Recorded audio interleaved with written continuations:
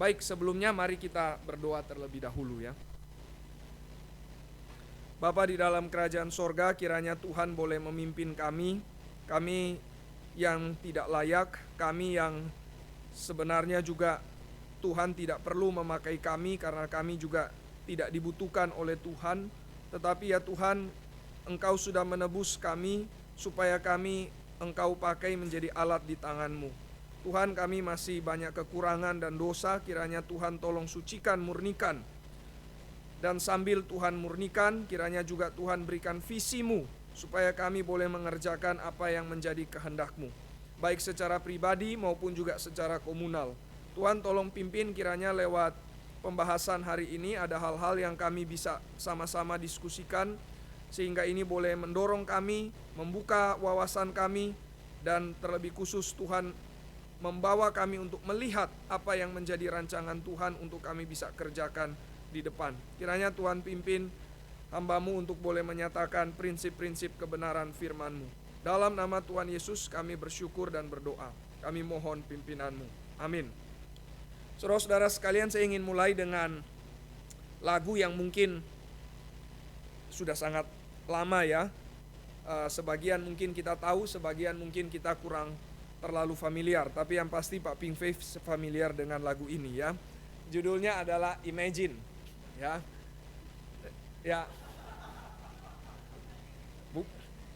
Pak Ping Faith suka nyanyi lagu ini by the way sebenarnya. Lagunya judulnya Imagine ya. Dari John Lennon.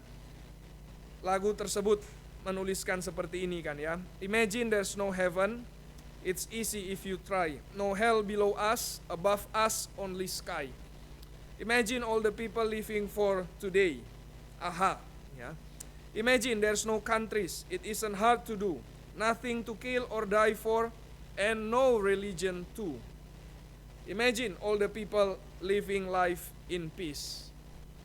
Nah, saudara-saudara sekalian, lagu ini kan lagu yang sangat terkenal, lagu di sekitaran tahun 60-an, dan sampai sekarang saya kira juga ada sesekali kita mendengarkan lagu ini ya, lagu yang saya juga tahu sudah cukup lama, lagu yang mempromosikan sebenarnya a new world order, ya, satu dunia yang baru, dunia yang dimana dikatakan ada peace, ada damai, ada justice, ada keadilan, dan tidak ada agama.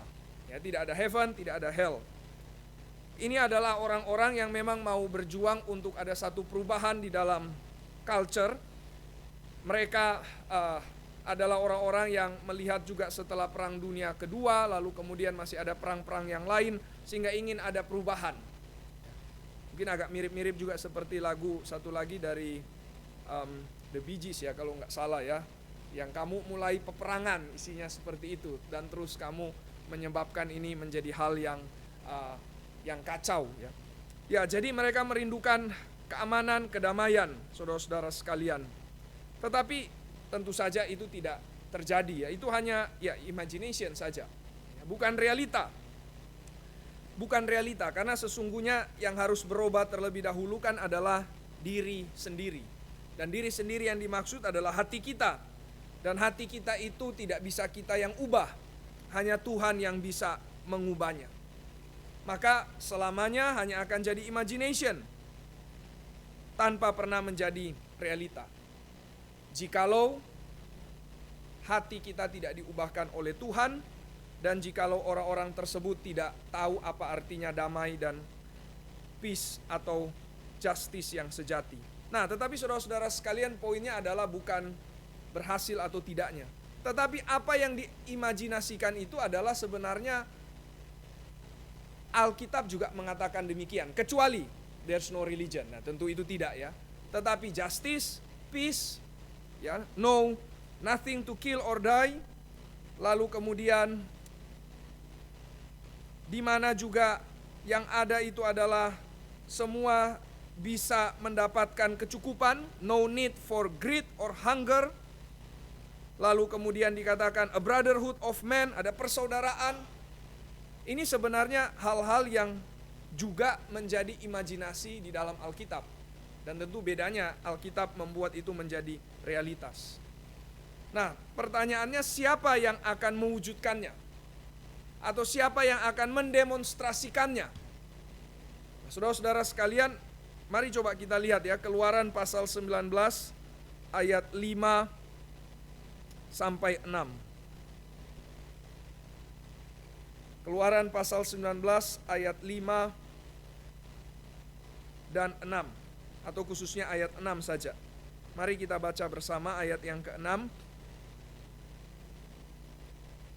Kamu akan menjadi bagiku kerajaan imam dan bangsa yang kudus.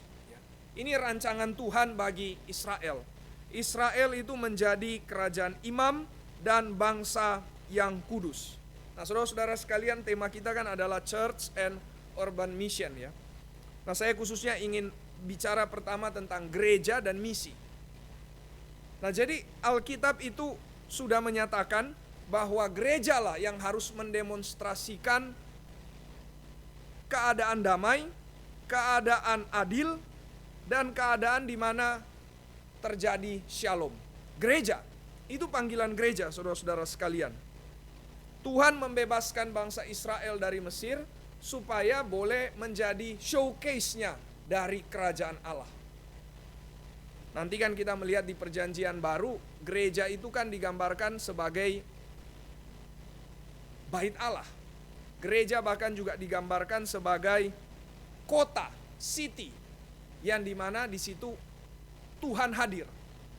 Nah, jadi nanti kita akan ke sana ya. Tetapi sebelum itu adalah kita mulai dulu dengan tesis ini bahwa gereja itu dipanggil untuk mengembody, untuk mewujudkan, untuk mendemonstrasikan keadaan yang shalom itu. Ya, saudara-saudara sekalian, ini dimulai dengan Israel kan ya. Di dalam cerita di Alkitab kita melihat dimulai dengan Israel. Maka tidak heran Tuhan itu berikan Taurat. Jadi Taurat itu kan untuk apa sih? Taurat itu kan bukan untuk membuat hidup Israel itu lebih terkekang. Justru tidak ya. Justru itu untuk membebaskan mereka. Dan lebih utama lagi, Taurat itu diberikan supaya mereka bisa menunjukkan hidup sebagai umat Allah seharusnya seperti apa. Ya, saya kira kita juga di Pemuda sudah banyak membahas itu ya. Masih ingat tidak ya ketika Pak Ivan bahas Book of Covenant? Taurat pertama yang disebutkan setelah 10 perintah Allah apa yang diajarkan? Tentang budak ya. Tentang bagaimana treat budak. Ya, jadi itu tadi ya, khotbah kan tentang Hagar ya. Hagar kan juga seperti budak ya.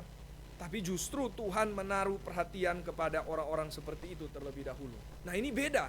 Beda dengan dunia. Dunia justru orang-orang seperti itu tidak dianggap, dipandang sebelah mata. Tapi justru Tuhan mulai dengan bagaimana mempraktekkan hidup yang mengasihi para budak. Nanti kan Tuhan bilang ya, Israel engkau juga ingat, karena engkau dulu adalah budak kan. Ya, jadi ingat dulu kamu seperti apa. Aku sudah membebaskan kamu supaya kamu perhatikan orang yang seperti dulu kamu. Demikian. Itu perhatikanlah para budak. Jadi Israel Tuhan bebaskan, Tuhan beri Taurat supaya mereka bisa hidup menjadi showcase dari kerajaan Allah. Ya, showcase dari shalom itu. Tapi kita tahu bahwa Israel itu memang berhasil untuk sementara waktu, tapi sisanya mereka gagal. Ini kan kita coba fast forward saja ceritanya ya. Mereka gagal. Mereka malah justru menjadi seperti bangsa-bangsa lain. Ya kan? Mereka justru hidup lebih parah bahkan daripada bangsa-bangsa lain. Ya, ada satu raja kan namanya itu Raja Manasye. Alkitab mengatakan raja ini malah lebih rusak daripada raja yang tidak kenal Tuhan. Nah, jadi kan kalau di dalam bangsa Israel ceritanya di raja-raja kan selalu kita lihat ya, kalau raja sudah rusak berarti siapa ikut rusak? Rakyat ya. Rakyat ikut rusak. Jadi bayangkan saja raja sudah lebih parah daripada raja bangsa-bangsa yang tidak kenal Tuhan, maka rakyat pun ikut demikian. Ya, tidak heran Tuhan mengatakan aku akan membuang bangsa ini. Ya, maka mereka masuk ke dalam exile, masuk ke dalam pembuangan. Tetapi tidak berakhir di situ kan ya. Ceritanya tidak berakhir di dalam pembuangan, justru di pembuangan Tuhan berikan janji yang baru lagi. Aku akan memperbaharui bangsa ini. Tapi perbaharui apanya? Hatinya. Ya kan, Yehezkiel pasal 36 itu mengatakan, aku akan memberikan kepada mereka hati yang baru. Ya, lagi-lagi tadi ya, tidak mungkin terjadi damai. Tidak mungkin muncul hidup yang manusia idam-idamkan, yaitu di mana ada shalom, ada keadilan. Itu tidak mungkin terjadi kalau hati tidak berubah. Ya, maka Tuhan kan janji ya, aku akan memberikan kepada mereka hati yang baru. Yehezkiel pasal 36. Dan rohku akan kuberikan kepada mereka. Ya, sehingga mereka boleh menjadi orang yang taat kepada kehendakku. Tapi bukan taat karena dipaksa, melainkan taat karena rela, sebab sudah diberikan hati yang baru. Ya, bukan hati lagi yang keras. Nah, dengan demikian muncullah Israel yang baru, Israel yang dijanji-janjikan itu. Tapi memang itu belum terjadi. Kapan terjadinya? Pada waktu Kristus datang. Ya, jadi Israel yang baru itu kan belum terjadi. Tuhan janji di perjanjian lama lewat para nabi. Tapi belum terjadi. Terjadinya kapan? Nanti di perjanjian baru.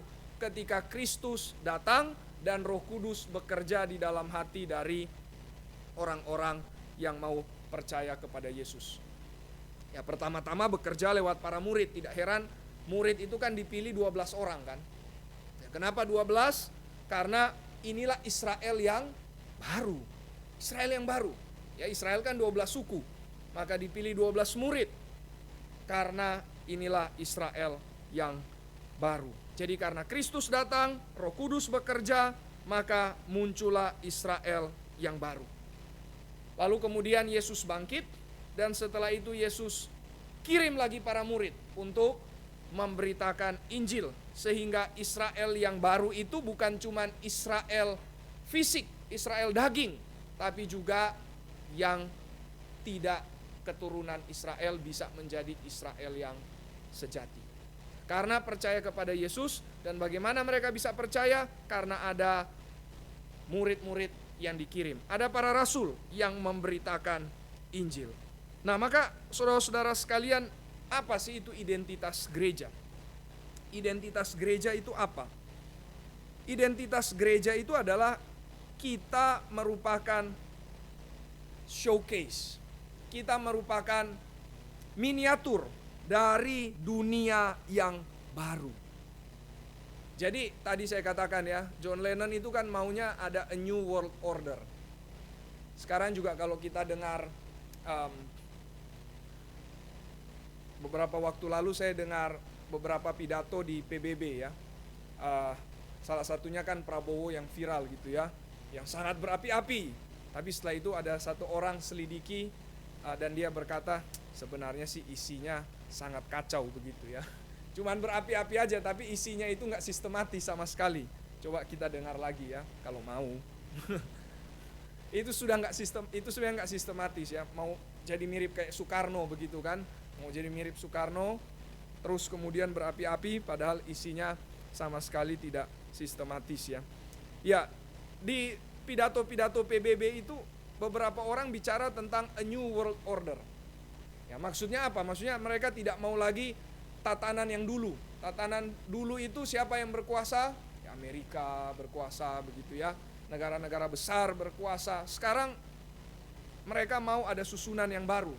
Ya, di mana lebih equal dan kemudian tidak lagi mendominasi dan tidak lagi bersifat menguasai demi kepentingan sendiri dan seterusnya. Ya, poinnya adalah dunia itu selalu merindukan New World Order, satu tatanan dunia yang baru.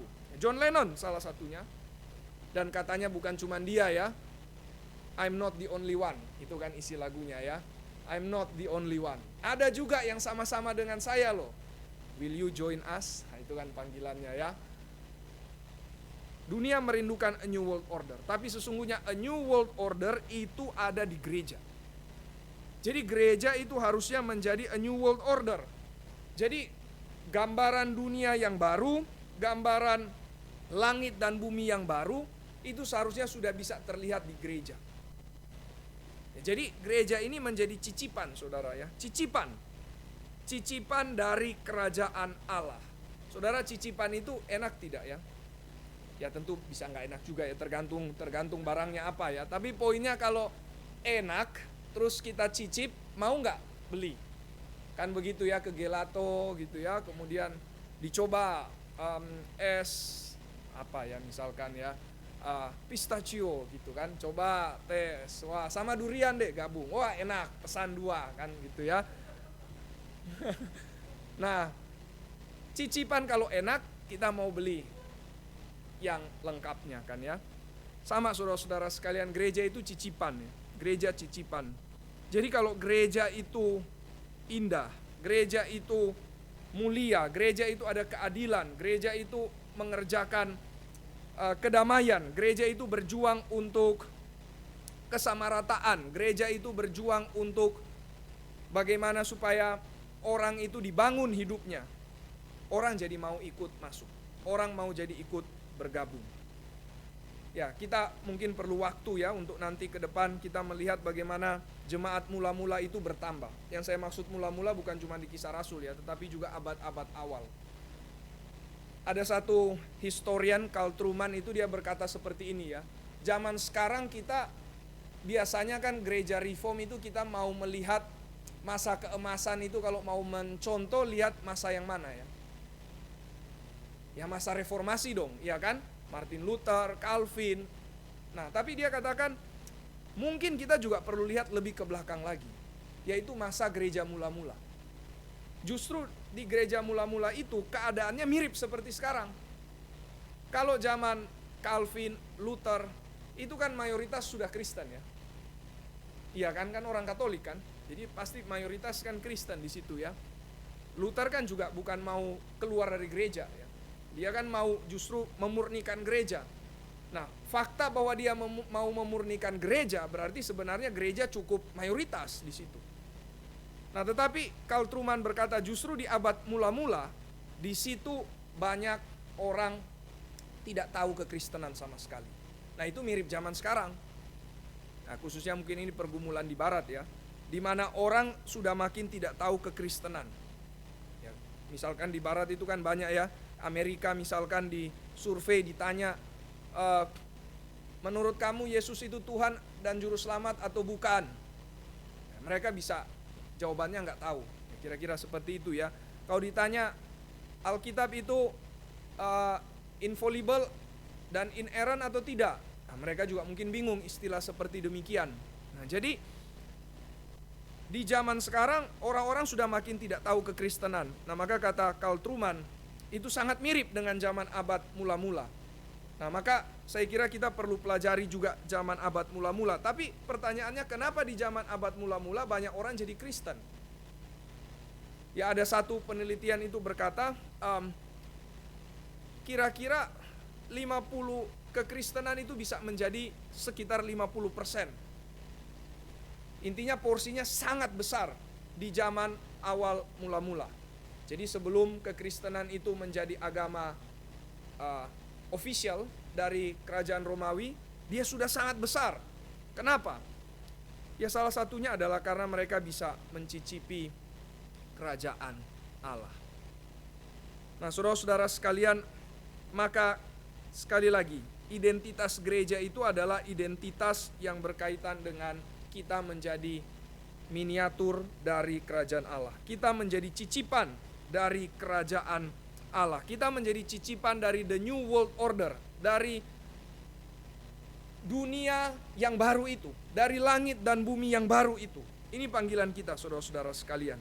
Di dalamnya ada damai, di dalamnya ada keadilan, di dalamnya tidak ada kelaparan, di dalamnya tidak ada kerakusan, tetapi di dalamnya ada shalom. Nah, sekarang kalau begitu apa itu misi?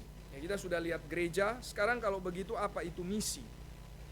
Ya, misi itu berarti kita dipanggil untuk memperjuangkan identitas kita supaya orang bisa melihat bahwa gereja adalah kerajaan Allah.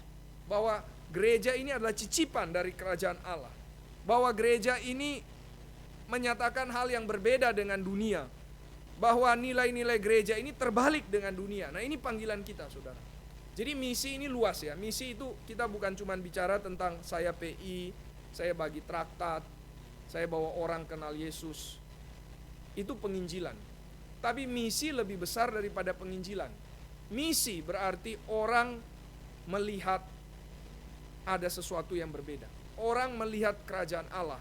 Orang melihat gereja beda. Dan mereka mau masuk ke dalamnya. Kira-kira begini ya. Gereja itu berhasil atau tidak, ada satu orang mengatakan seperti ini ya. Jikalau kota itu merasa kalau seandainya gereja itu tidak ada yang hilang. Jadi kota itu bisa merasa kehilangan kalau seandainya gereja itu tidak ada. Jadi misalkan kalau GRI tidak ada, lingkungan di sini merasa ada yang kurang gitu ya. Nah, pertanyaannya ya kita seperti itu tidak ya? Atau jangan-jangan kita ada dan tidak ada juga orang tidak peduli? Atau malah orang bisa malah tidak izinkan kita ada. Nah, ini lain cerita ya. Bisa saja mereka izinkan kita tidak ada karena memang mereka itu anti dengan kekristenan, bisa saja ya. Tapi di sisi yang lain ya, mereka bisa menolak keberadaan gereja yang sudah ada, jangan-jangan karena gereja itu juga nggak jadi berkat selama ini. Nah, itu juga bisa seperti demikian. Nah, kalau begitu berarti gereja tersebut gagal di dalam menjalankan misinya Tuhan. Ya, jadi saudara-saudara sekalian, kita sudah melihat identitas gereja ya secara singkat saja dari apa yang Alkitab coba nyatakan, dari cerita yang ada di dalam Alkitab, lalu kemudian kita kaitkan dengan misi. Jadi misi itu apa? Sekali lagi, misi itu adalah untuk mewujudkan, untuk membawa gereja supaya orang bisa melihat bahwa ini loh kerajaan Allah seperti ini. Ya, beginilah seharusnya kerajaan Allah. Yesus kan bicara tentang ucapan bahagia ya.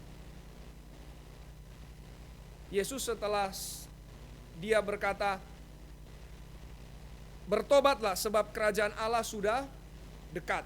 Setelah itu masuk kepada ucapan bahagia. Ya, kenapa ya? Karena Yesus ingin mau menunjukkan bahwa tinggal di dalam kerajaan Allah, ini loh etika hidupnya. Etika berdasarkan ucapan bahagia Yesus. Nah, itu kan etikanya terbalik semua ya, sama sekali dengan dunia. Ya, misalkan saja kan, berbahagialah orang yang miskin di hadapan Allah. Dunia mengajarkan harusnya jadi orang yang bahagia adalah yang kaya kan ya, yang kaya. Termasuk kaya di hadapan Allah loh. Iya kan? Dunia kan mengajarkan orang yang rohani baik, yang kaya di hadapan Allah. Maksudnya apa? Yang kaya perbuatan baik kan? Ya kan, itu kaya di hadapan Allah. Itu kan yang agama cari. Agama cari kekayaan di hadapan Allah.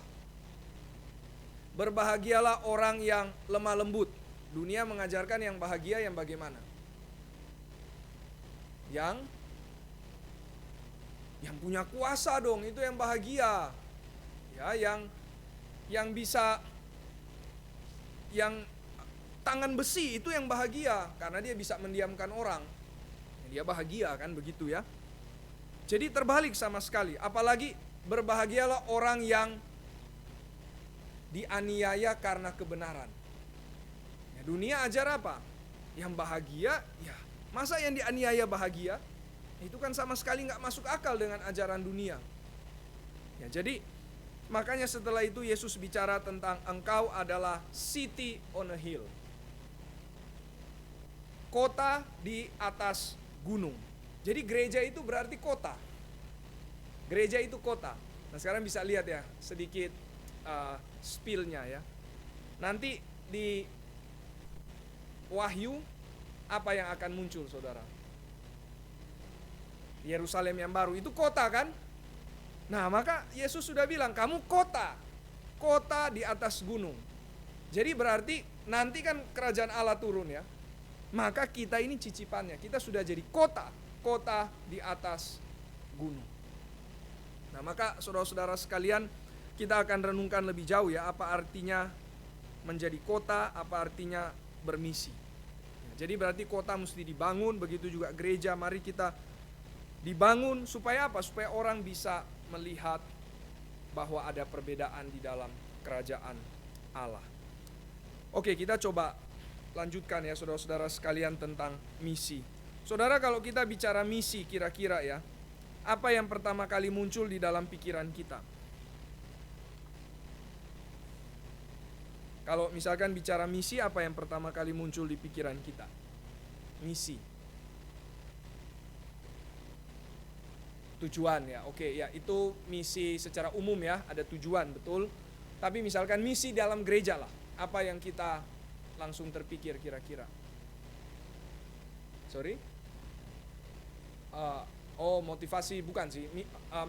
Mungkin itu ada juga yang mikir seperti itu ya. Tapi biasanya yang kita berpikir, ini orang misi misalkan. Itu apa tuh kira-kira? Penginjilan ya, ini orang misi gitu ya. Jadi misi itu ada banyak, beberapa lah, ada dua paling tidak ya. Di sini saya mencatat ada dua misunderstandings. Pertama, misi itu kita cuman mengerti sebagai suatu geographical expansion. Jadi suatu perluasan secara geografis. Begini saudara, misalkan ya, orang misi, kan kita tanya selanjutnya, misinya di mana? Kan begitu ya. Dia misalkan orang Indonesia, kita akan tanya, misinya di mana? Berarti kita pikir dia memperluas pekerjaan Tuhan, memperluas Injil ke daerah lain. Kan begitu ya. Geographical expansion, perluasan, ada di pulau manakah, misalkan Pulau Bawean kah atau apa begitu ya. Ada pulau kecil kan di sekitar, di dekat Gresik, Pulau Bawean, atau misalkan ke luar negeri, ya, ke Kamboja begitu ya. Bermisi di tempat scam online, kan Kamboja itu ya. Apa namanya? Sukonyoville atau apa begitu ya. Ya, jadi geographical expansion. Ya, sehingga kalau kita bicara misionaris, berarti misionaris itu adalah agen dari perluasan penginjilan. Oke, ini misunderstanding ya. Maksudnya terlalu kecil kalau kita memikirkan misi seperti ini. Mission field itu apa? Ladang misi berarti tempat yang diinjili, yang di luar dari negara kita. Nah saudara, cara pikir ini sebenarnya kalau saya coba selidiki ya, ini sebenarnya cara pikir dari orang barat. Orang barat kalau bermisi mereka pikir kemana? Ke third world ya, ya kan?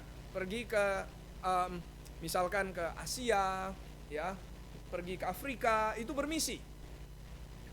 Dan itu kan mereka mulai juga dengan kolonialisasi kan.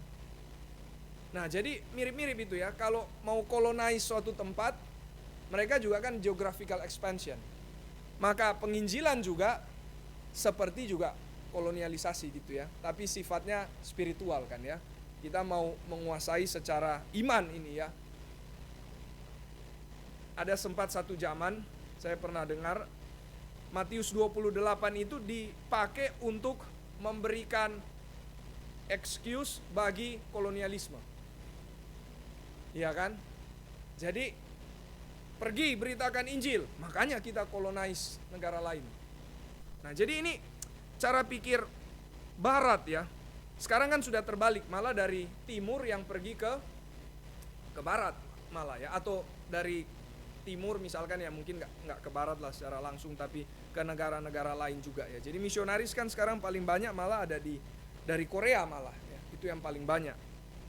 Dulu mereka mendapat misionaris, sekarang mereka yang pergi membawa Injil ke tempat lain. Nah, saudara-saudara sekalian, akhirnya saya kira ya banyak lembaga misi di Indonesia itu dibentuk oleh misionaris barat kan ya. Sehingga cara pikir tentang misi adalah cara pikir yang masih geographical expansion. Misalkan, unreached and unengaged people groups. Kita mesti ke sana. Benar tidak? Tentu saja ini benar ya. Tapi apakah cuman ini satu-satunya kalau bicara misi? Akhirnya apa yang mereka lupakan, saudara? Apa yang mereka miss di sini? Melayani, tema kita hari ini, kota. Iya kan? Jadinya mereka cuman lihat, pokoknya kalau mau misi berarti ke sana tuh, ke yang unreached and unengaged people's group. Padahal sekarang juga yang unreached sama unengaged malah masuk ke kota. Iya kan? Kalau PD hari Kamis itu kan kita sering doa. Salah satu yang kita biasa doakan itu apa? Saudara perhatikan tidak ya? Misalkan katakanlah suku Bawean itu ya, di Jawa Timur. Kan misionaris ke sana hampir pasti ditolak kan kalau mereka tahu. Nah, tapi kita melihat ternyata misalkan orang Bawean banyak yang ke Surabaya misalkan cari kerja. Maka kita doakan kan supaya waktu mereka ke kota mereka bisa dapat Injil. Nah, jadi sudah terbalik sebenarnya. Nah, sehingga kalau kita cuman pikir misi itu berarti ke unreached, unengaged people's group. Nah, itu terlalu sempit. Dan itu masih banyak pengaruh barat di situ. Seperti orang barat berpikir Indonesia ini kan dulu unreached and unengaged, kira-kira begitu ya. Sehingga mereka mau datang kan. Ya. Nah, jadi saudara-saudara sekalian, akhirnya yang terabaikan apa? Yang terabaikan adalah sekali lagi kota. Nah, maka misalkan ya, gereja yang misioner. Berarti kalau kita berpikir gereja yang misioner itu gereja yang apa? Yang kirim misionaris. Saya juga pikir begitu.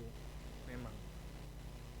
Wah, gereja harus jadi gereja yang misioner. Ini salah satu tolok ukur gereja maju. Gereja Tuhan berkati. Kirim misionaris.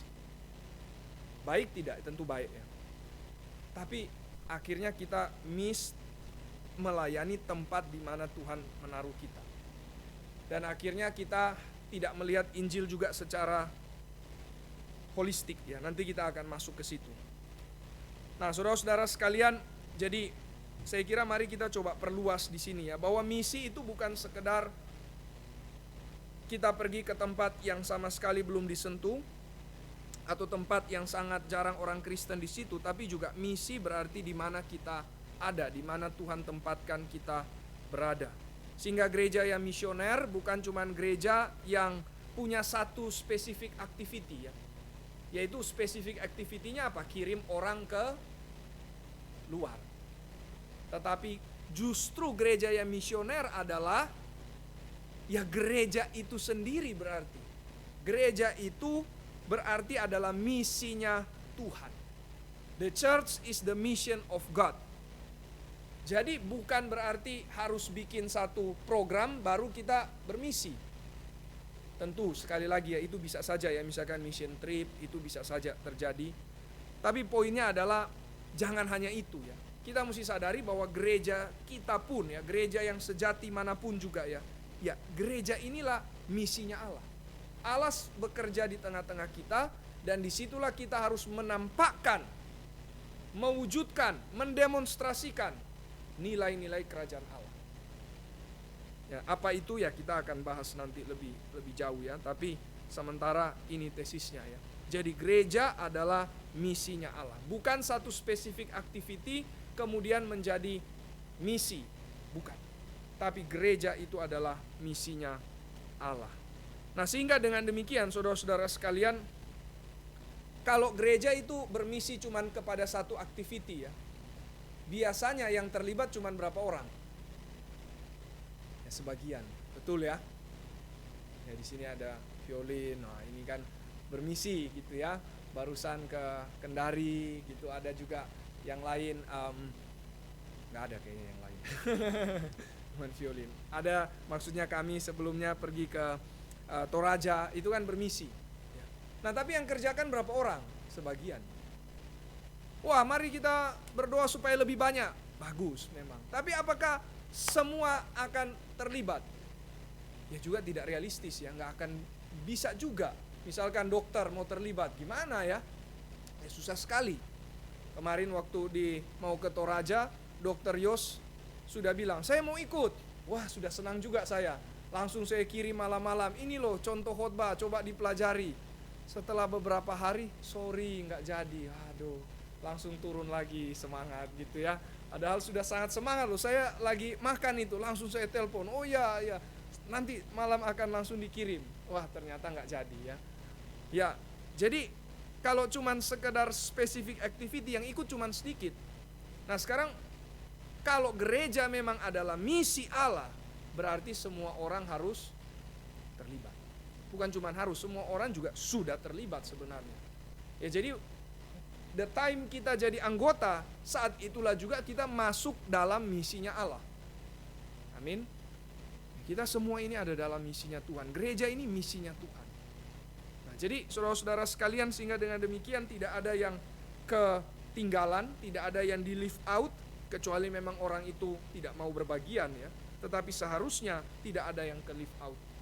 Tentu saja misinya bisa berbeda-beda pasti, tapi semua harusnya mengerjakan misinya Tuhan. Ya, jadi ini yang pertama ya. Kita ada misunderstanding di dalam geographical expansion. Melihat misi hanya sebagai hal yang geographical expansion. Kedua, yaitu sacred dan secular dikotomi. Yes, klasik ya. Sacred dan sekular.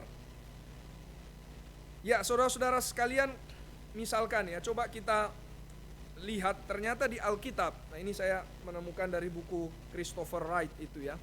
Dia mengatakan ketika di firman Tuhan berkata Tuhan mengutus, ternyata yang Tuhan utus itu bukan sekedar hamba Tuhan yang bersifat umum, dalam arti beritakan Injil, dalam arti seperti Yunus. Ternyata tidak ya. Siapa yang Tuhan utus? Misalkan Yusuf, katanya Tuhan juga utus. Ya memang di Alkitab dikatakan Tuhan mengutus Yusuf. Untuk apa Yusuf diutus? Untuk apa Yusuf diutus? Untuk beritakan Injil? Ya mungkin saja di dalamnya juga ada ya. Dia kan memberitakan kepada Firaun, bukan aku loh yang bisa menafsirkan mimpi, tapi Tuhan Allah Israel. Nah ini kan penginjilan memang ya. Tetapi bukan itu tujuan utama dia diutus. Dia diutus untuk memelihara banyak orang. Ada kelaparan. Ya jadi lihat ya, orang yang mengusahakan supaya tidak terjadi kelaparan, ini disebut diutus Tuhan. Musa diutus untuk apa? Membebaskan orang keluar dari perbudakan. Ya, jadi William Wilberforce itu kan membebaskan orang keluar dari perbudakan ya. Itu utusan Tuhan di dalam pemerintahan. Kemudian Amos.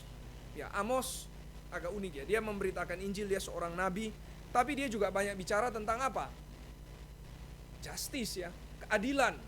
Keadilan. Jadi ini juga orang yang diutus Tuhan. Sudah pasti dikatakan Tuhan panggil Amos kok. Tuhan yang memanggil Amos. Nah yang menarik, Paulus dan Barnabas. Saya juga baru benar-benar perhatikan ya. Pertama-tama mereka diutus untuk apa? Coba kita lihat ya. Kisah Rasul 11 ayat 27 sampai 30. Kisah Rasul 11 ayat 27 sampai 30.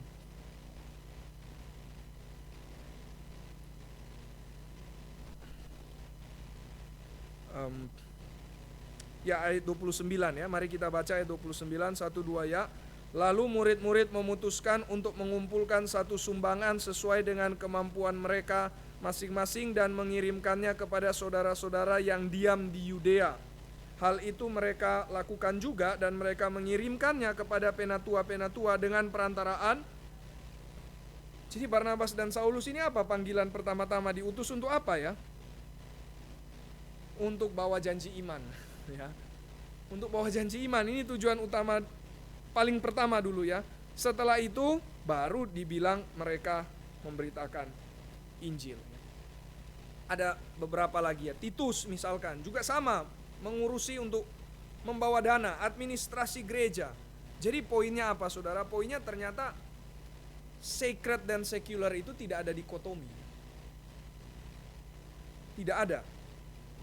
Semua sacred. Selama tentu dikerjakan di hadapan Tuhan, semua adalah sacred. Tidak ada yang sacred dan sekuler. Ya saya kira ini sangat reform ya. Martin Luther kan itu berkata seperti ini ya. Orang yang memberitakan firman di atas mimbar, tapi kalau dia memberitakan bukan dengan hati yang takut akan Tuhan, masih lebih baik yang menyapu gereja dan takut akan Tuhan. Iya kan? Jadi ini sangat reform saudara. Tidak ada perbedaan sacred dan sekuler. Sama-sama kerja di hadapan Tuhan. Sama-sama tuannya adalah Yesus. Bukan manusia, bukan Mammon dan lain sebagainya. Maka semua kita bisa disebut misionaris ya. di dalam sense yang lebih besar ya, kita semua disebutkan misionaris ya. Tentu jangan dibandingkan juga, oh kalau begitu saya akan bandingkan saya dengan Jim Elliot. Wah dia mati begitu ya, saya juga misionaris seperti dia. Wah juga nggak sampai begitunya juga ya. Kita nggak sampai dibunuh seperti itu kan ya. Misalkan Billy di pekerjaan, bukan Billy ya. Terus kemudian jadi misionaris. Wah tapi kemudian nggak jadi kayak Jim Elliot kan ya. Maka tidak dibandingkan dengan itu tentunya ya. Tapi poinnya adalah kita sama-sama adalah misionaris, utusan Tuhan di berbagai bidang. Nah ini ada kutipan yang baik saya kira dari Lausan Kongres ya. Jadi Lausan itu kan digagas oleh Billy Graham dan kumpulan juga para hamba-hamba Tuhan Injili pertama kali kalau tidak salah tahun 74 ya di Manila, dan Pak Stephen Tong juga hadir di situ. Lalu mereka di tahun 74 itu memberikan satu covenant ya, jadi ada satu perjanjian dan mereka berkata world evangelization ya, penginjilan dunia requires the whole church to take the whole gospel to the whole world. Jadi penginjilan dunia mengharuskan the whole church, keseluruhan gereja, to take the whole gospel, keseluruhan Injil, to the whole world, kepada seluruh dunia. Nah, saudara, seluruh dunia ini apa maksudnya? Seluruh dunia lagi-lagi bukan cuma bicara secara geografis, tetapi di sini bicara seluruh bidang. Ya makanya tadi ya, Yusuf untuk di bidang politik mengatasi kelaparan, Musa di dalam pembebasan. Musa itu kan mirip-mirip seperti kira-kira Che Guevara gitu ya, membebaskan orang dari penindasan. Liberation itu Musa kan ya. Orang-orang seperti mereka di seluruh bidang, bukan cuman satu bidang. Ya, sehingga dengan demikian banyak area yang dilayani. Tujuannya apa? Tujuannya adalah ciptaan yang baru lagi-lagi kan ya. City. Gambaran city, kota. Di kota itu cuman ada satu hal atau banyak hal, Saudara? Ya, banyak hal pasti di situ ya. Banyak kultur ada di situ, banyak bidang ada di situ. Itu city. Kemudian whole gospel. Whole gospel apa maksudnya? Bukan cuman sekedar percaya Yesus masuk surga, tetapi bagaimana Kristus menjadi raja di dalam segala bidang. Itu whole gospel. Kristus menjadi Tuhan di seluruh bidang. Bagaimana nilai-nilai kerajaan Allah masuk di seluruh bidang. Whole gospel. Bukan cuma orang percaya Yesus selamat beres. Bukan. Seluruh bidang. Ya karena sekali lagi, nanti kerajaan Allah akan turun ke dalam dunia. Bidang musik, bidang arsitek, bidang kedokteran, nilai-nilai kerajaan Allah masuk. Kalau nilai kerajaan Allah masuk berarti Kristus menjadi Tuhan di situ. Amin. Ya kan, karena itu nilai Kristus, itu Kristus yang ajar. Dan the whole church berarti seluruh gereja. Ya. Kalau tadi ya, yang cuman sekedar misi berarti orang yang pergi ke luar kota atau luar negeri, berarti apakah itu the whole church? Tidak. The whole church berarti seluruh orang percaya di dalam gereja itu. Church itself is the mission. Church itself is the mission. Ya, jadi saudara-saudara sekalian, inilah gereja ya. Gereja menjalankan misi. Sehingga dengan demikian tidak ada sacred and secular dikotomi. Saudara-saudara sekalian, seringkali gereja itu kan image-nya bukan image misi ya. Coba ya saya sampaikan ada beberapa image gereja yang kita coba pikir ya. Kira-kira ini gereja yang benar atau enggak benar begitu ya. Pertama, church as mall or food court. Setuju atau tidak? Oh, pasti tidak ya. Kalau church in the mall. Ada di Surabaya ya. Ya, pertama church as mall atau food court. Oke, kita tidak setuju. Maksudnya apa? Maksudnya ya pokoknya kamu silakan menikmati ya. Mungkin mirip seperti tadi kata Pak Ivan ya. KU1 atau KU2 ya. KU1 ada, KU2 saya tidak tahu ada atau tidak ya. Dimana Pak Ivan kan mengatakan, oh siapa yang mau musik ada tempat sendiri, emerging church. Siapa yang mau pengajaran ada tempat sendiri, ya KU1 ya. Siapa yang mau apa lagi misalkan ya. Tadi saya pikir-pikir yang pasti kayaknya nggak ada yang mau persembahan tok kayaknya ya. Ya, siapa yang mau healing ada juga begitu ya. Ini church as small food court kan bisa pilih saudara-saudara sekalian. Kedua ya, church as community center. Ada benarnya? Saya kira ada benarnya ya. Tapi tentu tidak sepenuhnya memang ya. Kalau cuman community center tapi kemudian isinya cuman sekedar kumpul-kumpul saja, apa bedanya gereja dengan social club? Ya kan? Namun demikian, church kalau jadi community center juga bisa outreach. Bisa bawa orang untuk kenal Tuhan. Karena di situ orang bisa berkumpul dan sebagainya. Ketiga, church as corporation. Setuju atau tidak? Church as corporation. Gereja seperti sebuah perusahaan. Tidak ya? Ya. Church as theater. Ya, apalagi ya, datang cuma lihat pertunjukan, ya, pasti tidak. Church as classroom. Setuju? Ya, kita mesti setuju dong ya. Ada setujunya juga kan ya.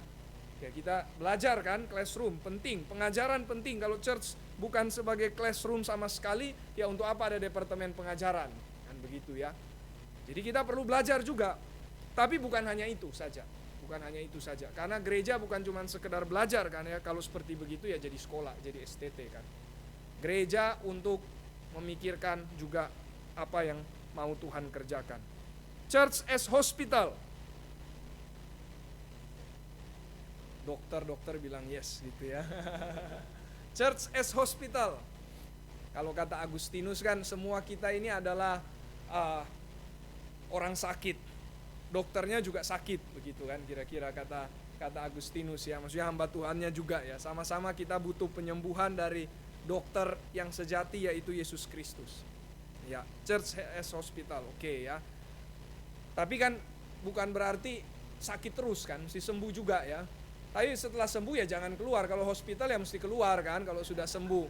Kalau gereja ya jangan keluar. Gereja berarti melayani kan, melayani ya di dalam gereja ya. Church as motivational seminar. Pasti tidak ya. Dua lagi, church as social service.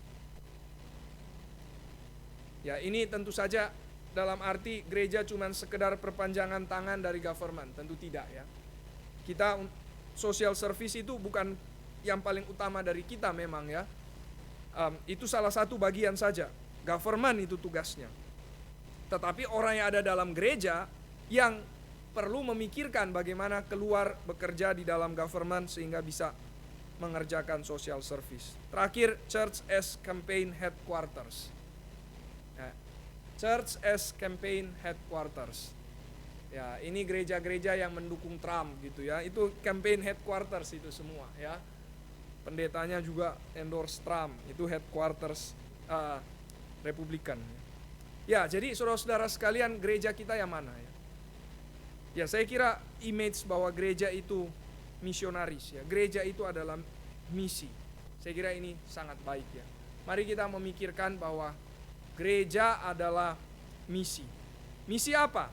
Nah, ini nanti makin lama kita akan makin bisa melihatnya. Nah, sekarang tapi saya mau bawa untuk kita masuk kepada city ya. Mungkin sampai sini dulu, apakah ada yang mau tanya atau mau memberi pendapat? Setelah ini bagian terakhir ya, kan tadi sudah bicara church, mission, sekarang bagian urbannya, bagian kota. Not so much di dalam bagian how to-nya ya, tapi prinsipnya dulu. Kenapa kota penting dan apa yang kira-kira kita harus lihat kota berdasarkan prinsip firman. Nah, itu dulu, nanti ke depan kita akan lihat how to-nya. Jadi bermisi seperti apa ya, next kita bisa melihat ya. Tapi sementara kita melihat dulu pentingnya kota. Ya, tapi mungkin sebelum itu adakah yang ingin kasih pendapat? Tidak ada, kalau tidak ada kita lanjut ya. Gereja dipanggil untuk bermisi, dan bermisi di dalam kota, ya karena juga saya kira kita juga kan gereja yang ada di kota ya, sehingga saya kira ini sangat relevan. Ya, kita bukan gereja yang ada di desa sehingga kita mesti pindah ke kota bikin planting church di kota, bukan ya. Tapi memang kita sudah ada di kota. Kota kedua terbesar di Indonesia kan ya, Surabaya. Nah, saudara-saudara sekalian, mari coba kita melihat, ternyata Alkitab itu banyak bicara tentang kota. Pertama-tama ya, di dalam kitab Kejadian pasal 1, mari kita coba lihat. Kejadian pasal 1 ayat, atau Kejadian pasal 2 ya, mari coba kita lihat Kejadian pasal 2. Pasal 1-nya kan kita sudah sangat paham ya, dikatakan bahwa Adam dan Hawa harus menguasai bumi. Ya, lalu ayat 15 dikatakan mereka harus, pasal 2, mengusahakan dan memelihara taman itu. Nah, jadi memang ini belum bicara kota, saudara-saudara sekalian, tapi mari kita lihat ada taman. Nah, sebenarnya taman ini yang lebih tepat bukan istilah garden. Kalau garden bahasa Indonesianya kebun mungkin ya. Tapi taman ini sebenarnya lebih tepatnya adalah park. Park apa ya kalau taman kota juga ya, taman kota ya. Iya, taman kota. Nah, maka taman kota betul, berarti park ada di mana? Di kota kan ya. Iya, jadi maka di sini sudah mulai ada bayang-bayang akan ada kota ya. Tuhan suruh urus taman, dari taman nanti akan menjadi kota. Ya. Tadi kalau ditanya park ada di mana ya, di Korea banyak ya park. Karena lihat Anton ya, park banyak di Korea. Ya. Lalu kemudian apakah mereka berhasil? Tentu tidak ya. Mereka malah gagal. Ya kan? Mereka gagal, dan lebih parah bukan cuma gagal, Tuhan juga membuang mereka. Jadi mereka tidak bisa mengurusi lagi taman. Ya, mereka tidak bisa lagi berbagian di dalam mempersiapkan kota itu, ya. Maka mereka diusir, gagal, tapi ide untuk terus ada taman di tengah-tengah kota yang nanti akan benar-benar menjadi kota ya, itu muncul lagi di kitab Keluaran. Nah, ini mungkin jarang ya kita tahu, yaitu ketika Tuhan hadir di padang gurun. Tuhan hadir di padang gurun, ada tabernakel kan ya. Nah, nanti kita akan lihat ya, bagaimana juga di dalam langit dan bumi yang baru, di situ juga Tuhan hadir. Nah, jadi ini adalah bayang-bayang antisipasi dari langit dan bumi yang baru di mana Tuhan hadir. Itu berarti ide untuk menciptakan taman ini Tuhan tidak buang. Di dalam wilderness pun ide taman itu hadir.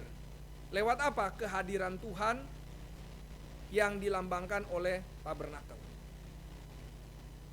Tuhan hadir di tengah-tengah padang gurun itu. Ya, sehingga bukan saja di padang gurun ada kehadiran Tuhan, tapi padang gurun itu berarti seperti kota. Seperti kota. Ya. Lalu ini kan makin menjadi jelas, makin menjadi satu perwujudan, embodiment, makin menjadi satu realita yang lebih jelas lagi ketika Yerusalem itu dibangun. Kan, waktu Yerusalem dibangun, juga kan dikatakan di situ ya bahwa Tuhan hadir dan di situ ada bait Allah. Nah, maka dari garden atau dari park sekarang mulai muncul kota. Kota apa? Yerusalem. Tuhan hadir di situ. Ya, ada tabernakel. Bahkan bait Allah di situ hadir.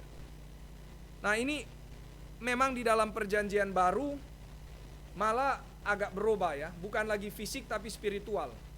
Kalau begitu siapa yang jadi kotanya? Kita kan ya, karena kita disebut sebagai bait Allah. Kristus hadir di tengah-tengah kita. Kristus tinggal di dalam kita, Roh Kristus tinggal di dalam kita. Ya, jadi gereja itu menjadi kota. Makanya cocok ya yang Yesus katakan a city on a hill. Cocok dengan yang Paulus katakan, kamu adalah bait Allah.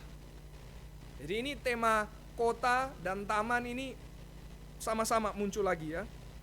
Nah, dari spiritual menjadi sangat nyata secara fisik. Kapan?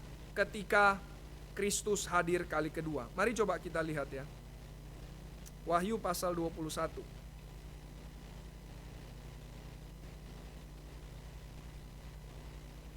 Wahyu pasal 21, mari coba kita lihat ayat yang kedua ya. Ayat yang kedua, yang pria baca 1-2 ya. Dan aku melihat kota yang kudus, Yerusalem yang baru turun dari sorga dari Allah, yang berhias bagaikan pengantin perempuan yang berdandan untuk suaminya. Ya, kota yang kudus turun dari sorga. 3, wanita.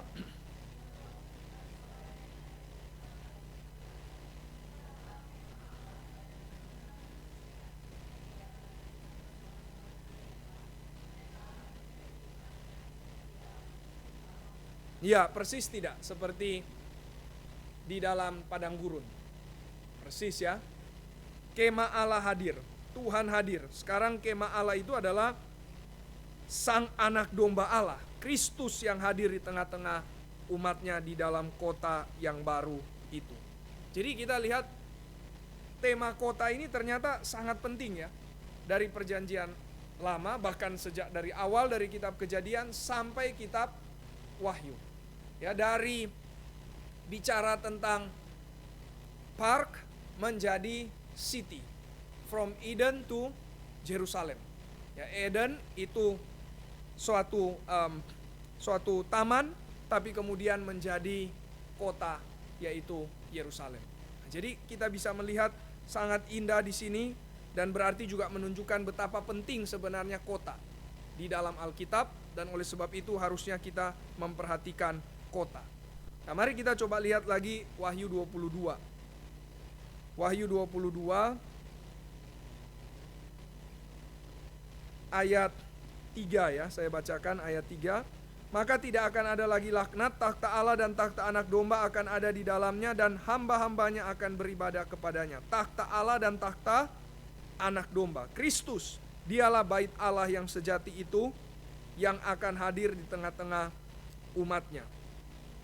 Lalu kemudian ayat 2 ya.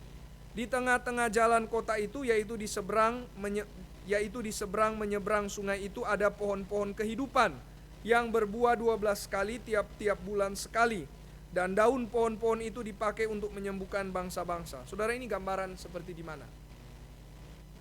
Ada pohon kehidupan seperti di taman di Eden.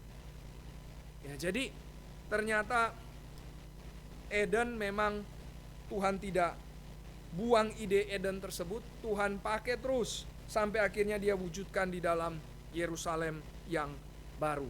Ya, dengan demikian kota itu sangat penting. Maka berarti kita itu harus berjuang untuk melayani kota, karena langit dan bumi yang baru berupa kota. Rupa kota. Bukan berarti ya, kalau begitu saya nggak mau lagi pelayanan ke desa, atau pelayanan ke desa nggak penting. Tentu bukan itu poinnya ya. Kita jangan dikotomi lagi ya. Tapi poinnya adalah mari kita coba lihat lebih holistik, dan mari kita sekarang coba menambah apa yang kita mungkin belum pernah lakukan selama ini. Ya. Belum pernah memperhatikan bahwa ternyata kota itu sangat penting. Ya, secara pribadi saya juga sangat bersyukur bisa mempelajari bagian ini, sehingga boleh bersama-sama memperhatikan apa yang Tuhan mau kerjakan di dalam kota. Oke, sekarang ya, kita sudah bicara kota, tapi kira-kira definisi kota itu apa ya menurut saudara? kota itu kan city ya, beda dengan town dan beda dengan village. Ya kan? Kalau kota, apa yang membuat suatu tempat itu disebut kota kira-kira?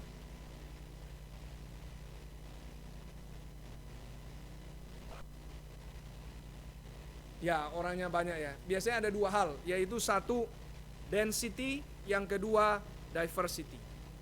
Ya, jadi kepadatan dan juga jumlah orang yang banyak dan bukan banyak dari satu suku ya. Ini diversity, berarti dari semua segmen. Jadi ada orang yang teknokrat, ada orang yang biasa.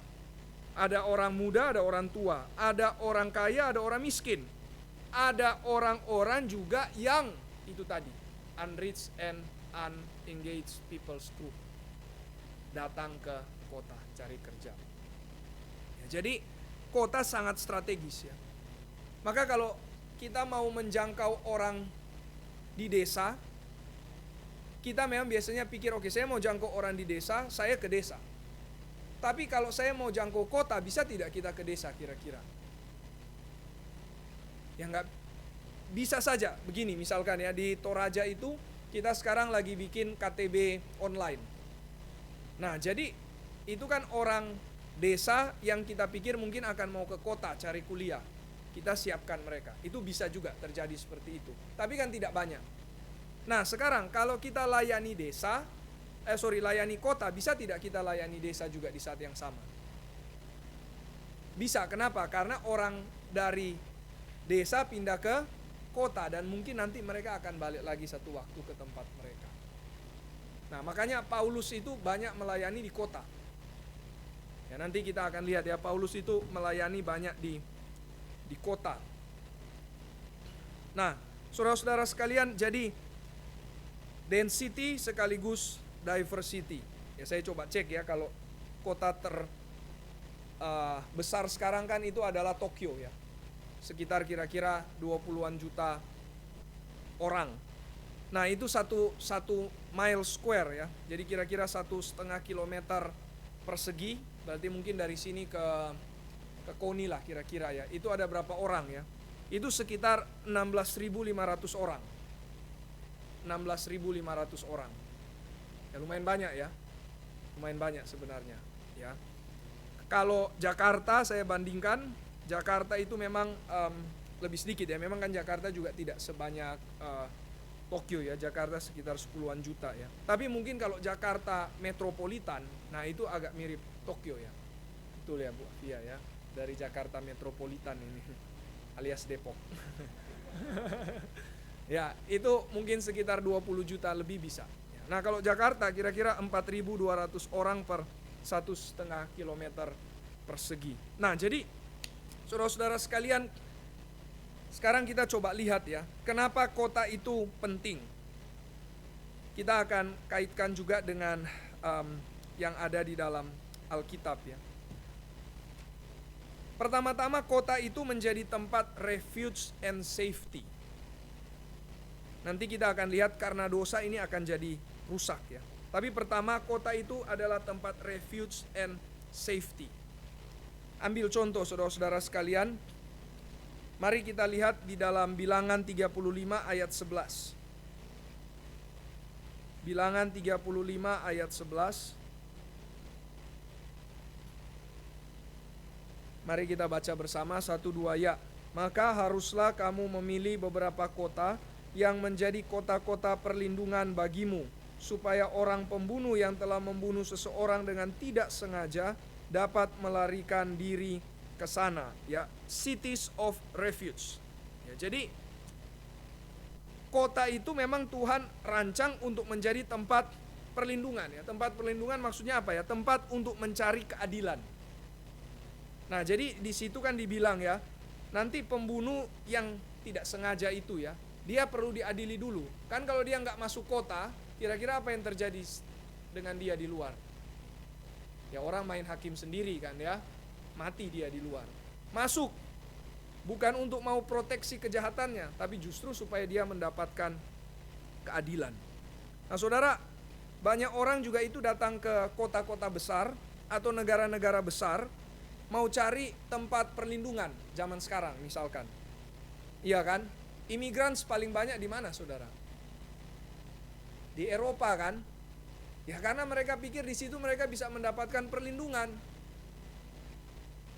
Di sini kan kita punya banyak imigran sebenarnya ya, 400 orang kira-kira, itu ada di daerah Puspa Agro, kebanyakan orang Afghanistan.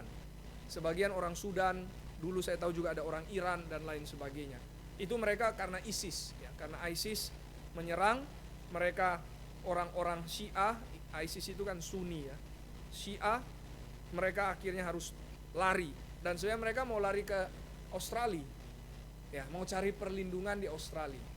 Nggak mungkin mereka pikir dapat perlindungan di Indonesia berarti ya. Padahal Indonesia ini banyak Muslim. Tapi kok mereka nggak pikir bisa dapat perlindungan di sini ya.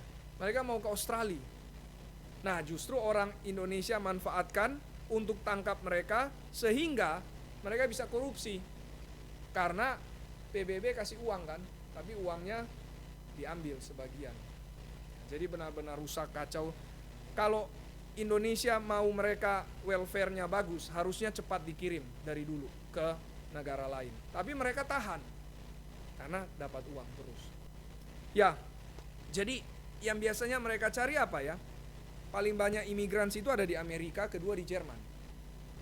Tapi Amerika sekarang kan sudah tutup pintu untuk masuk imigran ya. Donald Trump tidak izinkan lagi. Ya, sebenarnya ini aneh ya, saya juga belum terlalu selidiki. Harusnya kan itu konservatif ya. Tidak tahu bagaimana pandangan konservatif tentang imigran, padahal jelas-jelas di perjanjian lama Tuhan sangat memperhatikan imigran, orang asing. Namun demikian memang tentu saja banyak imigran yang tidak beres. Nah itu lain cerita ya. Tapi bukan berarti karena sebagian tidak beres, semua tidak diizinkan kan. Ya jadi harusnya orang Republik, orang konservatif mereka bicara tentang ini ya. Cuman mungkin ada atau tidak saya juga belum terlalu selidiki. Tapi poinnya adalah ke kota-kota besar, ke negara-negara besar, disitulah imigran biasa mencari perlindungan. Persis seperti yang Tuhan lakukan kepada bangsa Israel. Nah saudara-saudara sekalian, tapi karena dosa. Atau sebelum bicara dosa ya. Oleh sebab itu kota mesti dilayani. Kenapa? Karena ada istilah ini. Global cruciality. Ada satu titik krusial secara global. Kenapa? Kalau orang cari refuge and safety di kota, berarti semua orang dari berbagai segmen dan berbagai daerah datang. Bahkan berbagai negara. Justru disitulah kesempatan untuk memberitakan Injil. Supaya ketika mereka pulang, Injil itu tersebar. Saya pernah dengar di Dubai, ada satu gereja 60 negara di dalam jemaat dia. 60 negara. Ya, benar-benar sangat banyak. Jadi kota ada titik krusial secara global. Nah sekarang tetapi ya, refuge and safety menjadi karena dosa, maka kota bukan menjadi tempat perlindungan, melainkan tempat kekerasan, ketidakadilan, ketidaksamarataan, dan rasisme. Itu kota. Ya banyak orang dari berbagai daerah tapi bisa menjadi rasisme kan ya. Segregasi, kekerasan, ketidakadilan. Contohnya kalau di Alkitab kota apa itu saudara? Yang penuh dengan kejahatan. Ya Niniwe, atau kalau di Kejadian paling pertama ada Sodom. Ya kan Sodom. Itu kan orang datang cari refuge and safety kan, tapi mereka bilang kami mau pakai mereka. Kan ini tidak menjadi tempat perlindungan, malah di situ sangat penuh dengan kejahatan dan akhirnya memang Tuhan habiskan kota itu ya. Tuhan bumi hanguskan. Nah, jadi saudara-saudara sekalian, kota itu harusnya menjadi tempat perlindungan, tapi kemudian menjadi tempat ketidakadilan. Nah dari sini berarti kita mulai lihat ya, salah satu visi untuk pelayanan bagi kota berarti harusnya pelayanan apa kira-kira? Pelayanan justice and mercy. Karena Allah kita juga adalah Allah yang adil dan Allah yang penuh dengan belas kasihan. Ya jadi kita nanti harus bicara ya, bagaimana justice? Bagaimana dalam pekerjaan kita bisa melaksanakan justice, melaksanakan mercy, karena ini Tuhan kita. Dan memang karena kota harus menjadi tempat untuk refuge and safety, yang berarti di dalamnya ada justice, ada mercy. Ya, gereja harus memikirkan hal ini. Kedua ya, saudara-saudara sekalian, satu lagi mungkin contoh ya. Sebenarnya sebelum ada Sodom dan Gomora, menarik ya, itu ada kota namanya Henok. Siapa yang bangun? Bukan Henok yang bangun. Pertanyaan trivial mengecoh ya. Yang bangun adalah Kain. Nah, itu papanya Henok ya. Jadi itu kan kota seharusnya tempat perlindungan, dan memang betul perlindungan untuk Kain. Kain itu kan tidak mau keluar dari tidak mau di wilderness, maka dia bikin kota, bikin tembok ya, karena dia tidak percaya janji Tuhan. Dan yang paling parah di dalam kota itu ada siapa? Lamek. Lamek bikin puisi kebencian. Jadi itu bukan tempat bukan refuge and safety. Itu tempat hatred di situ, kebencian, kekerasan, pembunuhan. Ya, itu sedikit saja kita bisa lihat ya perbandingan kota di dalam perjanjian lama. Oke, yang kedua, kota itu kenapa penting? Karena disitulah human potensial itu bergabung. Potensi manusia itu bergabung. Kenapa saudara-saudara sekalian? Saya pernah tahu ada satu jemaat di cabang lain di Surabaya. Dia kuliah di Tokyo mungkin kalau tidak salah, atau Osaka, jurusan kimia. Lalu kemudian orang tuanya ajak dia pulang kan ya. Kira-kira mau nggak pulang? Udah nggak mau, bukan karena hanya gajinya ya, tapi karena katanya di Indonesia tidak ada alat yang mumpuni yang dia bisa pakai untuk bekerja. Jadi pekerjaan dia itu nggak ada di Indonesia. Jadi dia makanya mesti stay di Tokyo begitu ya, atau Osaka, saya lupa. Ya meskipun kita bisa argue ya kan nggak harus juga pekerjaan yang sama, kamu bisa ambil pekerjaan yang lain juga dan lain sebagainya. Tapi poin saya adalah memang kota itu harusnya, khususnya kota besar apalagi ya, itu menjadi tempat di mana orang-orang potensial berkumpul, orang-orang yang punya pengetahuan, orang-orang yang punya juga ide, semua berkumpul di situ ya. Yang punya networking, semua berkumpul di situ, sehingga mereka bisa bekerja bersama, bisa berlatih bersama, bisa terstimulasi untuk memikirkan apa yang bisa dikerjakan bagi kota. Terus saya coba lihat ya, Industrial Revolution, penemuan-penemuan saudara-saudara sekalian, itu ternyata ya hampir semua di kota-kota besar. Saya ada listnya, cuman lupa tunjukkan ya. Misalkan James Watt itu kan menemukan mesin uap ya, kalau nggak salah dia dari Glasgow. Lalu kemudian ada Alexander Bell ya, menemukan telepon, kalau nggak salah dari Boston, dan lain-lain. Jadi kalau Thomas Alva Edison, New York. Jadi kalau kita lihat penemu-penemu itu ada di kota, mereka dari kota. Memang ada juga yang tidak ya, tapi memang penemuan mereka nggak bisa juga kalau di kota. Misalkan the Wright Brothers itu menemukan apa? Pesawat ya, yang nggak mungkin di kota ya. Jadi makanya memang dia bisa temukan di pedalaman dia, saya lupa di mana. Tapi kan setelah itu dia ke kota, dan dia bisa dapat ide karena dia baca papers yang dari kota. Satu lagi misalkan Nicholas Otto ya, itu yang ini ya, menciptakan engine ya seperti di mobil sekarang ya. Itu dia dari Jerman kan. Nah, itu dia temukan juga di daerah dia sendiri. Atau ini yang lebih mungkin kita umum tahu, George Mendel menemukan apa? Genetik ya. Nah, itu dia belajar dari tumbuhan, dan itu dia temukan sewaktu dia jadi monks ya, jadi biarawan ya, di biarawan, terus kemudian dia belajar tentang tumbuhan, dan dari situ dia bisa kaitkan kalau di tumbuhan saja ada, apalagi ada di manusia, kira-kira demikian ya. Jadi itu di daerah, tapi kebanyakan semua di kota. Maka saudara-saudara sekalian, disinilah dikatakan oleh Tim Keller ada cultural cruciality. Ada titik krusial secara kultur, di mana kita bisa mempengaruhi orang-orang yang bisa memberikan pengaruh jauh lebih luas lagi. Saudara, kalau kita injili misalkan orang yang satu pengacara, dia bisa jadi berkat untuk asosiasi pengacara dia. Dia punya banyak klien, dia punya banyak networks. Jadi lihat ya, sangat potensial.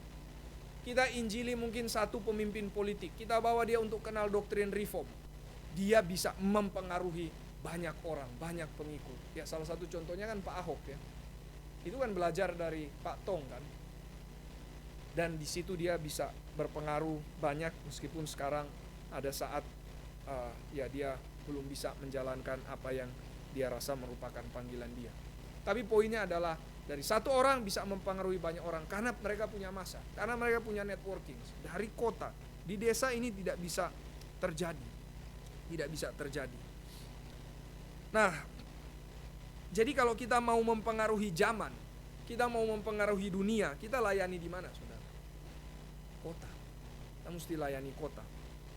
GRI kalau kita mau, bukan masalah mau ya, tapi kita percaya di sini Tuhan kan menaruh kehendaknya, visinya dalam gereja ini. Maka kalau kita mau berjuang supaya gereja ini terus boleh menjadi berkat, kita mesti giat melayani di kota. TKN misalkan, ya, TKN itu salah satu hal yang sangat strategis. Paulus ternyata dia pergi ke Efesus, dia sewa lecture hall.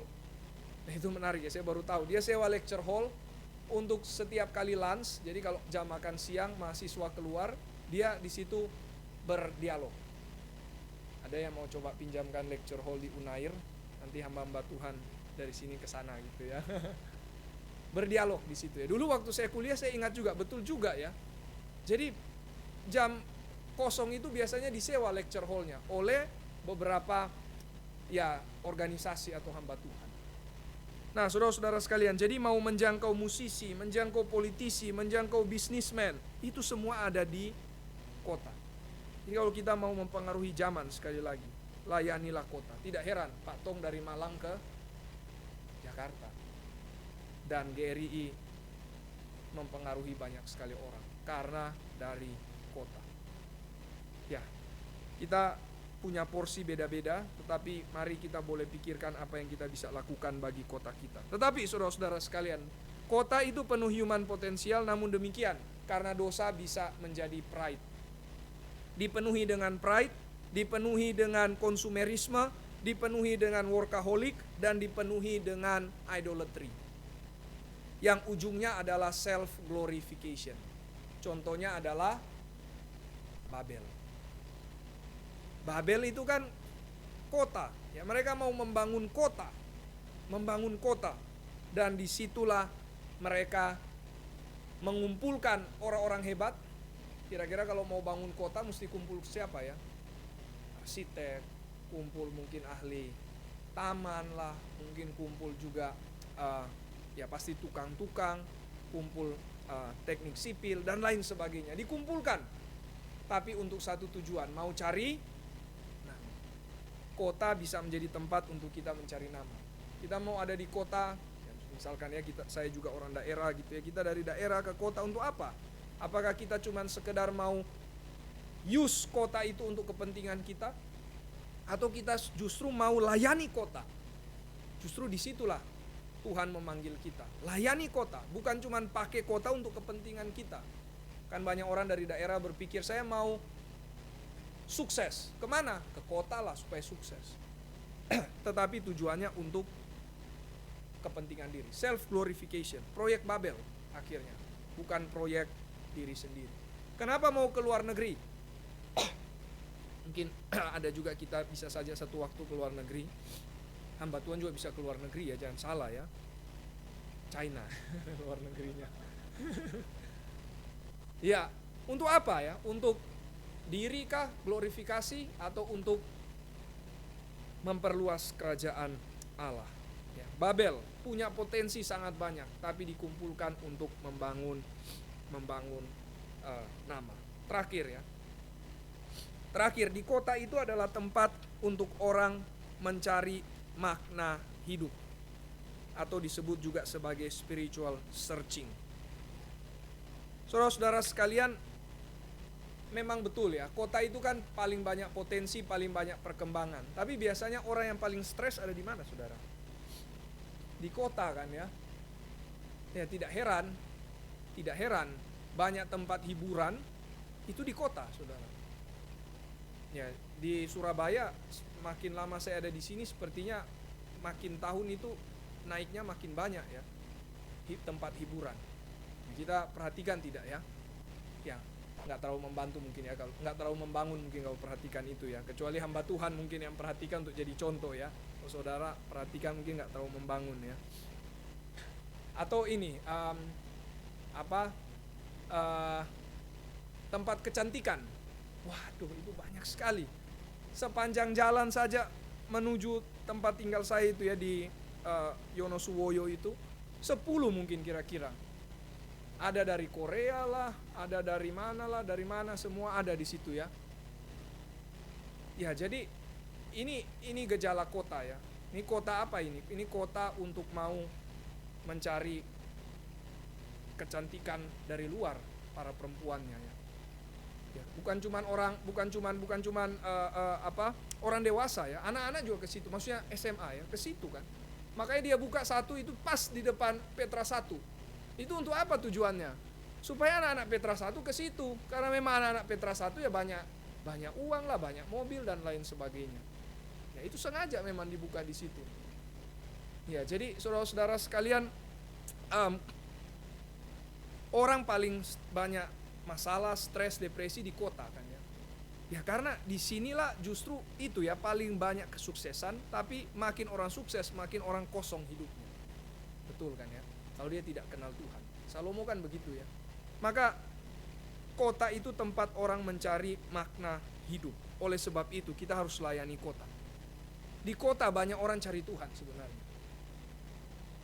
Saudara, di desa anggaplah misalkan ya, termasuk desa Kristen ya, atau tempat daerah Kristen, orang bisa saja nggak terlalu mau cari Tuhan.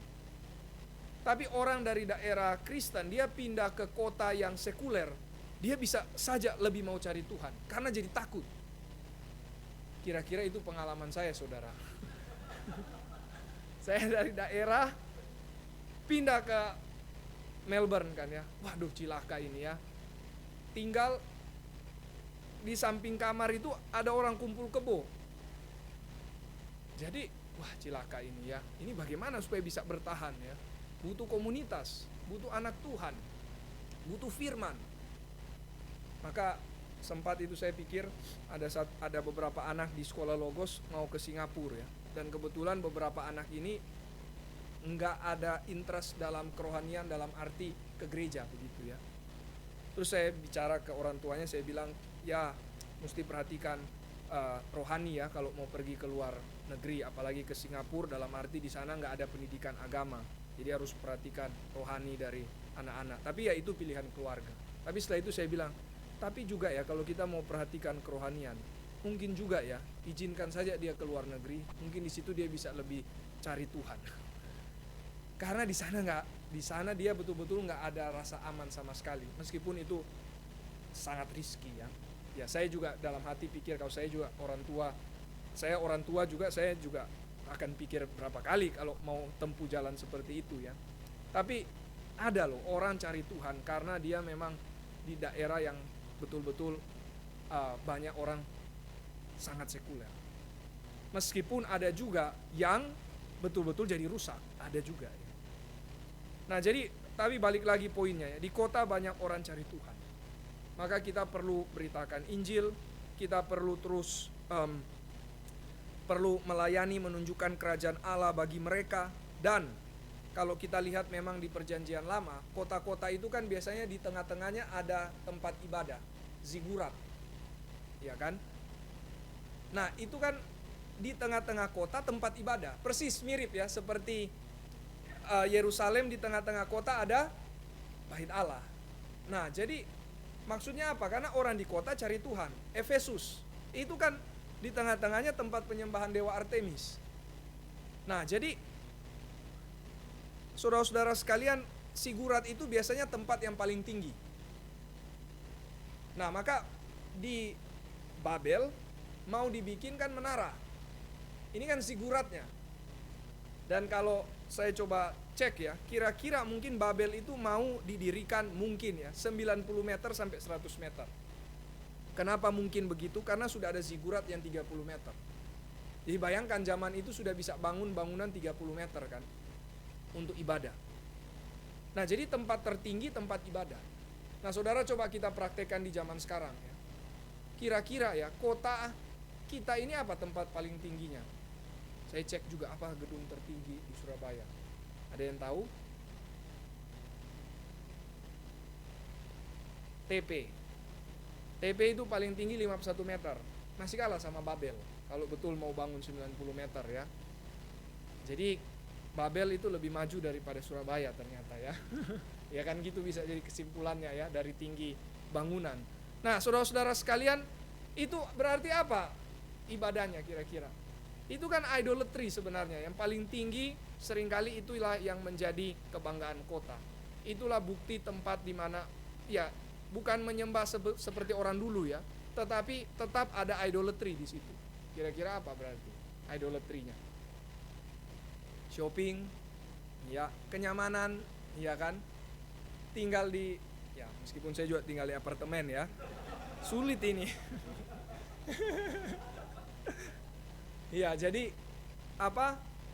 Kenyamanan ya, kenyamanan. Mungkin juga merasa elit ya, lebih tinggi paling tidak dibandingkan yang lain dan sebagainya. Tapi poinnya coba kita bandingkan juga dengan Amerika. Amerika apa? Gedung paling tinggi. Dulu WTC yang kembar terus hancur, sekarang juga WTC tapi cuma jadi satu. One World Trade Center. Itu paling tinggi. Dan tingginya ternyata sesuai dengan Amerika Declaration of Independence, yaitu 1776. 1776 feet. Berarti bagi 3 ya. Bagi 3 berarti sekitar 500-an meter, 541 meter kira-kira. Jadi itu gedung tertinggi. Nah, itu apa isinya? Trading kan. Berarti idolatry-nya apa? Uang, saham. Itu idolatry-nya, konsumerisme.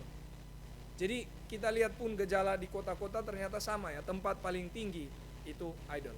Nah, zaman dulu tempat paling tinggi apa?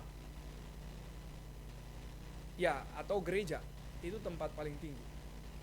Jadi kita mau bangun gereja kan ya. Mau kalahin TP? Bukan itu poinnya ya. Tapi poinnya adalah gereja itu harus jadi tempat yang paling tinggi. Maksudnya adalah orang itu harus dibawa untuk beribadah kepada Tuhan. Tapi secara fisik, Pak Stephen Tong lakukan ini kan. Salib itu kan 66 meter ya. Dari bawah tanah ya. Atau salibnya sendiri ya, saya lupa ya. Harusnya salibnya sendiri ya. 66 meter. 66 kitab kan. 66 meter harusnya salibnya sendiri sih ya.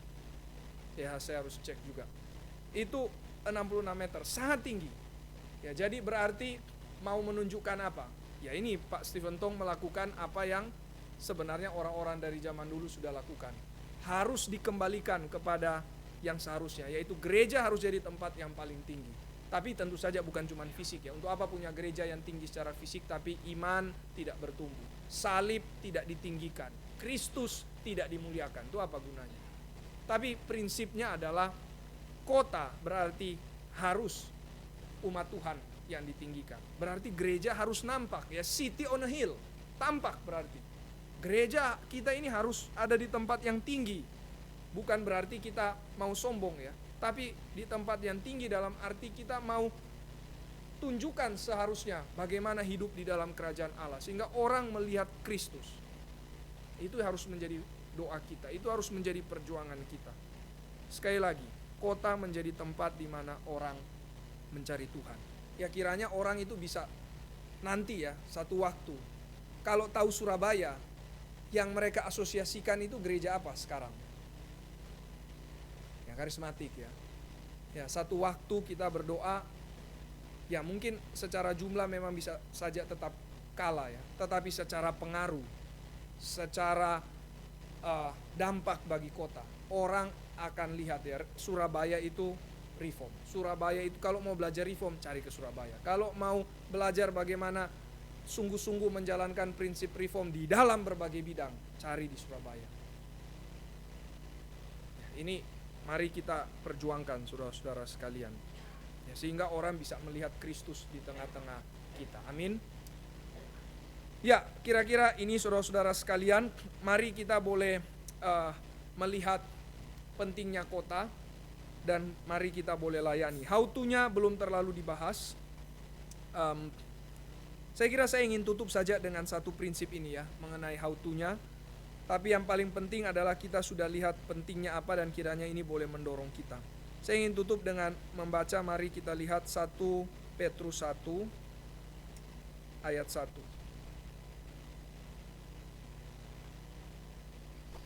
1 Petrus 1 ayat 1. Mari kita baca bersama. Dari Petrus, Rasul Yesus Kristus, kepada orang-orang pendatang yang tersebar di Pontus, Kapadokia, Asia Kecil, dan Bitinia. Nah, ini bahasa Indonesianya tidak terlalu kelihatan ya, tapi bahasa Inggrisnya lumayan, namun juga belum terlalu. Coba, bolehkah ada yang bisa bacakan bahasa Inggris? Kalau saya KJV, to the strangers scattered. Kalau bahasa yang lain exiles ya. Adakah yang punya resident aliens istilahnya? Oh ya, mengembara di perserakan ya. Ya, strangers scattered ya, mirip kayak KJV. Nah, itu ada satu kata dalam bahasa Yunani, itu katanya adalah parapidemoi. Artinya itu resident aliens. Nah, itu menarik ya. Resident berarti anggota di situ kan? Warga di situ, resident dia. Tapi dia juga aliens. Jadi berarti di luar dari kota itu. Maksudnya apa? Maksudnya adalah kita sebagai orang percaya, kita harus jadi resident di situ. Jadi artinya kita benar-benar terlibat di situ. Full participate di situ. Fully participate. Jadi kita jangan jadi cuman sekedar travelers. Ya, cuman sekedar datang, udah lewat. Travelers cuman ambil keuntungan. Atau yang lebih parah ya ignore saja. Tidak ya, kita harus fully participate. Masuk dalam bidang-bidang yang memang Tuhan percayakan. Ekonomi kah, musik kah, politik kah, hukum kah, masuk di situ. Nah, saudara, mari coba kita pikirkan ya, bagaimana ya saya seorang musisi, saya bisa berpengaruh di Surabaya misalkan. Nah, di Lisia di sini ya. Panjang memang ceritanya pasti, tapi coba mulai ada visi seperti itu ya. Di Banjarmasin itu ada Pak Jekron, beliau seorang hamba Tuhan sebenarnya ya, evangelis. Dia itu bisa sampai, memang di Banjarmasin itu sendiri sangat kurang orang yang ahli musik ya. Tetapi dia Kristen kan, sedangkan Banjarmasin sangat Islam. Tapi dia bisa jadi ketua Pesparawi ya kalau nggak salah ya. Kira-kira demikian, dia ketua Pesparawi, dia dipercayakan oleh bagian kebudayaan mengurus musik. Berpengaruh di kota. Nah, saudara, kita mesti fully participate. Kan kalau kata Pak Ahok, setelah sudah nggak jadi gubernur mau jadi apa? Ya jadi presiden dong. Kan dia pernah bilang seperti itu di di RMCI ya. Kelihatannya kan sombong gitu ya. Pak Ahok kan biasa begitulah ya. Mau jadi presiden dong. Terus dia bilang, ya iyalah. Kan kalau di politik yang paling tinggi jadi presiden. Nah, poinnya adalah dia betul-betul mau fully participate. Nah, jadi mari kita coba pikirkan, ya, saya mau jadi dokter, bagaimana ini jadi dokter yang memang berpengaruh di dalam kota saya. Sekali lagi, bukan untuk nama, tapi betul-betul fully participate. Nah, kalau kita sudah fully participate, di situ kita bisa lebih ada kesempatan untuk melayani, bukan? Nah, tetapi itu bagian residennya. Aliensnya apa? Jangan lupa, aliens kita juga aliens. Artinya kita jangan terasimilasi. Kita jangan kompromi. Kita jangan mengadopsi kultur yang ada sehingga kita kehilangan identitas kita. Jadi akar kita itu di mana? Akar kita itu bukan di dalam kota ini. Akar kita itu adalah seperti kata Abraham.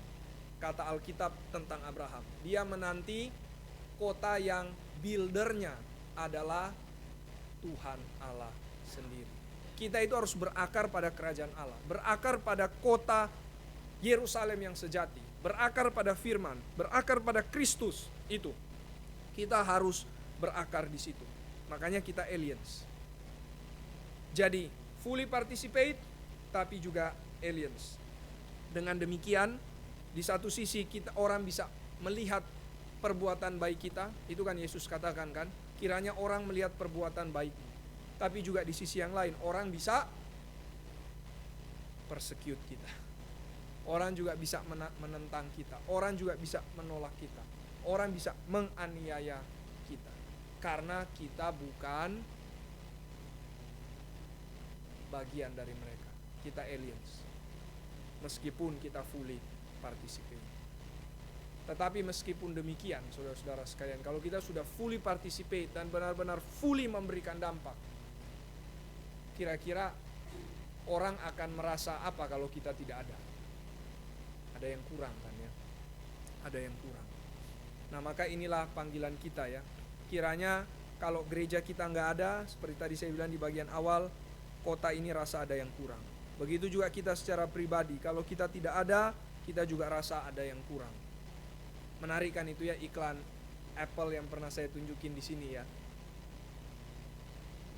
Apple itu digambarkan seperti orang-orang hebat itu ya, Mahatma Gandhi, siapa lagi ya, Martin Luther King, kemudian juga Nelson Mandela dan lain-lain sebagainya. Terus dibilang apa? Mereka ini orang-orang yang mungkin dicemooh, yang mungkin tidak disukai, tapi yang pasti they cannot be ignored. Apple katanya juga begitu ya. Tapi ini poinnya adalah kita orang Kristen, kita orang Reform. Kiranya mereka tidak ignore kita. Bukan karena kita mau tampil supaya mereka tidak ignore kita, bukan. Tapi karena kita memang city on a hill, sehingga kalau sudah on a hill tidak mungkin di-ignore. Amin. Nah, ini doa kita perlu pelajari lebih jauh lagi, tapi paling tidak di awal ini kita boleh dibukakan dan kita boleh digerakkan untuk berjuang bagi kerajaan Allah di kota Surabaya. Mari kita berdoa. Tuhan, kami bersyukur Tuhan memiliki rancangan yang sangat besar, sangat indah dan sangat mulia bagi kami yang tidak berlayak ini. Tuhan, tolong gerakkanlah hati kami. Yang sudah tergerak, tolong bukakanlah mata kami. Apa yang Tuhan mau untuk kami kerjakan. Dan Tuhan, tolong sucikan kami, supaya kami terus berjalan dengan hati yang suci. Karena tidak mungkin kami melihat visi Allah, jikalau hati kami tidak suci. Sebab Yesus berkata, berbahagialah orang yang suci hatinya, karena mereka akan melihat Allah. Melihat rancangan Allah, melihat visi Allah, melihat kehendak Allah. Tuhan tolong terus sucikan kami. Tuhan tolong pimpin kami untuk lebih lagi merenungkan tentang bagaimana kami bermisi di dalam kota ini. Kiranya Tuhan berbelas kasih. Dalam nama Tuhan Yesus kami bersyukur, kami berdoa. Amin.